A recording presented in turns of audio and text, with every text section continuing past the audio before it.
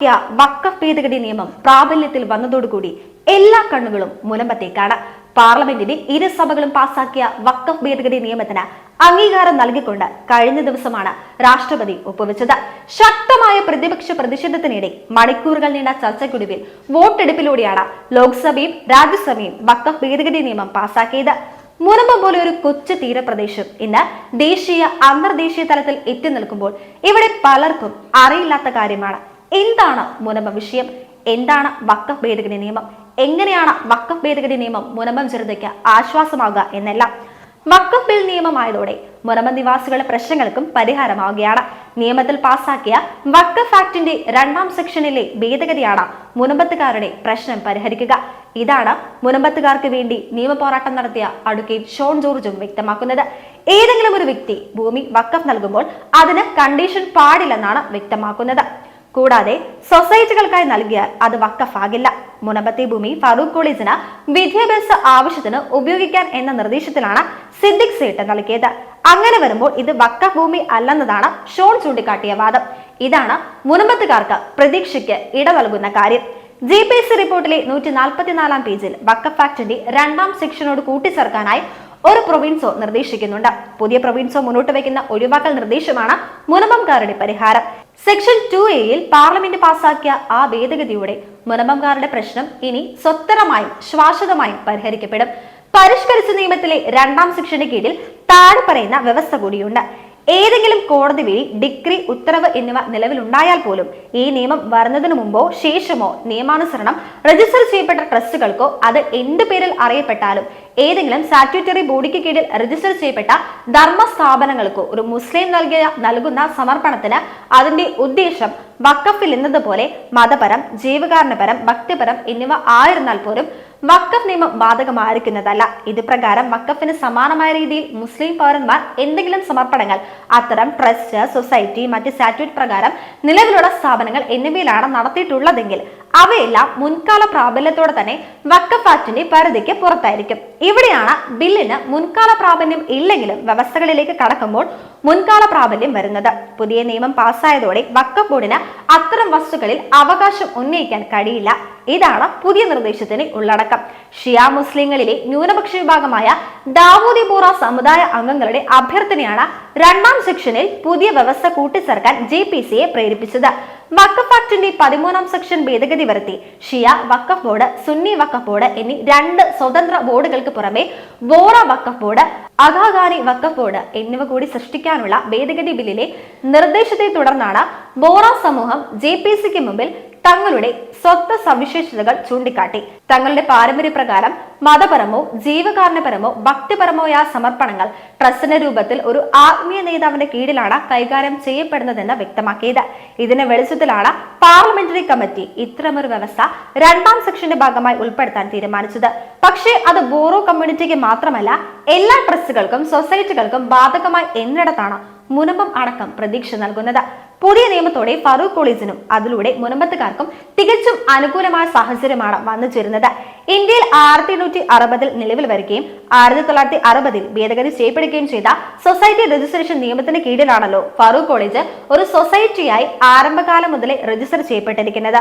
ആ കോളേജിന്റെ പേരിൽ 1950 സിദ്ദിഖ് സേട്ട് എഴുതി നൽകിയ ഭൂമി വഖഫ് ആണെന്ന് വഖഫ് ബോർഡും വഖഫ് അല്ലെന്ന് ഫറൂഖ് കോളേജും മുനമ്പംകാരും നിലപാടെടുത്തിരുന്നു. ഇത് സംബന്ധിച്ച കേസ് വഖഫ് ട്രൈബ്യൂണലിൽ നടക്കുകയാണ്.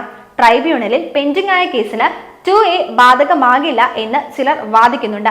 അത് തികച്ചും യുക്തിരഹിതമായ ഒരു വാദമാണെന്ന് ഏതെങ്കിലും കോടതി വിധി, ഡിഗ്രി, ഉത്തരവ് എന്നിവ നിലവിലുണ്ടായാൽ പോലും എന്ന പ്രൊവിൻസോ ക്ലോസ് വ്യക്തമാക്കുന്നു. സിദ്ദിഖ് സേട്ട് നൽകിയ ഭൂമി ഫറൂഖ് കോളേജ് എന്ന സൊസൈറ്റിയുടെ സ്വകാര്യ ഭൂമിയായി മാത്രമേ ആരംഭം മുതൽ പരിഗണിക്കപ്പെടുകയുള്ളൂ. അത് വഖഫ് ആയിരിക്കുകയില്ല.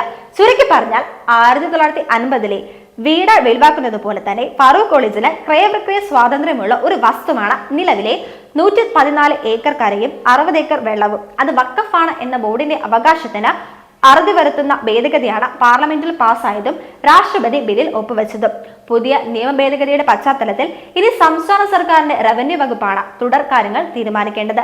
അതിന് സർക്കാർ തയ്യാറാകുമോ എന്നതാണ് അറിയേണ്ട കാര്യം.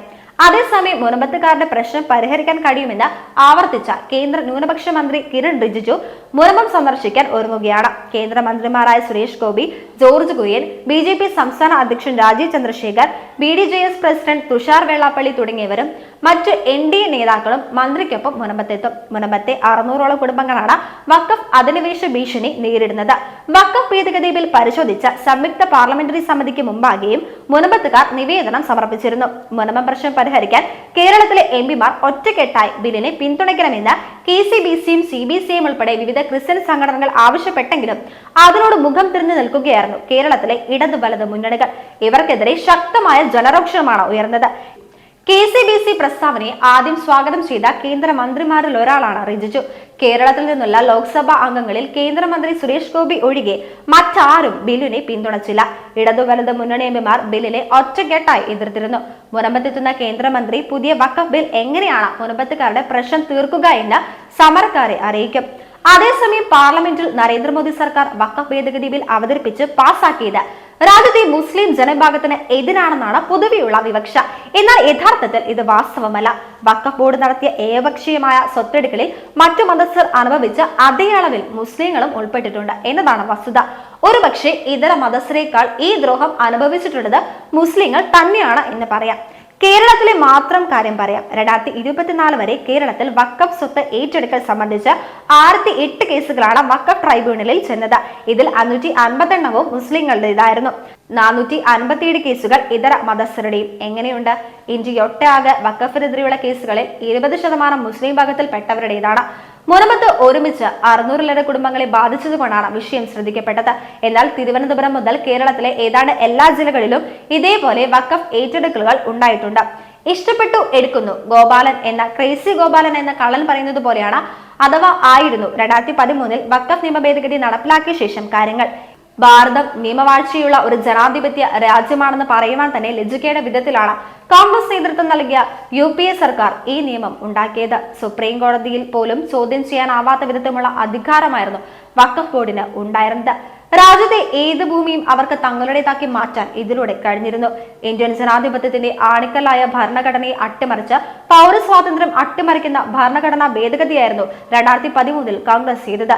എന്നിട്ടാണ് ലെവലേഷൻ നാണമില്ലാതെ ഭരണഘടനയെ ഉയർത്തിപ്പിടിച്ച് ഇപ്പോൾ ബാലെ കളിക്കുന്നത്. സത്യത്തിൽ ദൂരവ്യാപകമായ ഫലങ്ങൾ ഉണ്ടാക്കാനിടയുള്ള വലിയൊരു വിപത്തിൽ നിന്നാണ് രാജ്യത്തെ നരേന്ദ്രമോദി സർക്കാർ ഈ നിയമ ഭേദഗതിയിലൂടെ രക്ഷിച്ചിരിക്കുന്നത്.